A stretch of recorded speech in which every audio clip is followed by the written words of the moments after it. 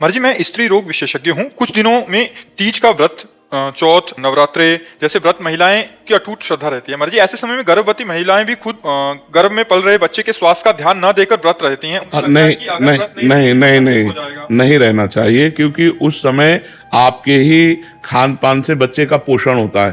तो अगर आप व्रत रहेंगी तो उसको पोषण तत्व नहीं मिलेंगे। जो गर्भस्थ शिशु को है उसे पोषण तत्व ना मिलने के कारण उसमें बीमारियां आ सकती है, कमजोरी आ सकती है और अधिक पीड़ा उसको होगी, क्योंकि पोषण तत्व माँ से ही मिलते हैं। तो हमारी समस्त माताओं से प्रार्थना है कि जब गर्भ हो तो सबसे बड़ा व्रत आपका है उस गर्भस्थ शिशु का पोषण करके जन्म दे दें और वो हमारे राष्ट्र के काम आवे, हमारे देश की सेवा करने लायक बने। तो ये बहुत बड़ा व्रत हो गया। तो उस समय हमें लगता है कि जैसे निर्जला व्रत है या इस तरह के व्रतों का अनुष्ठान न करे, अच्छे सात्विक पदार्थ पावे और सात्विक वातावरण प्रकट करे, भगवत कथा सुने, ऐसे बाहरी तो करे लेकिन व्रत आदि न रहे।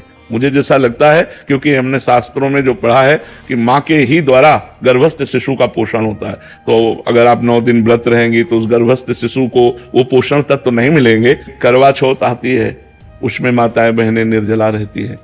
अब गर्भस्थ शिशु को यदि नहीं पोषण तत्व मिलेंगे तो व्याकुल हो जाएगा ना, परेशान हो जाएगा। वो प्रतिक्षण जो नाभि में नली होती है वो माँ के ही उस शारीरिक नसों से जुड़े होती है, जिससे पोषण तत्व उसे जाता रहता है। प्रति घंटे जो माँ खाती पीती है उसी से उसका सार तत्व निकल करके उस गर्भस्थ शिशु का पोषण करता है। तो हमें लगता है कि माताओं को बाहरी आराधना करनी चाहिए, जैसे भगवान नाम कीर्तन है, पाठ है, पूजा है, ये सब करे, लेकिन खान पान में अपने लिए तो संयम कर सकते हैं, लेकिन उस गर्भस्थ शिशु के पोषण के लिए जैसे हम औषधि आवश्यक है ऐसे वो भोजन आवश्यक है। तो हमें लगता है उन दिनों व्रत नहीं रहना चाहिए जी।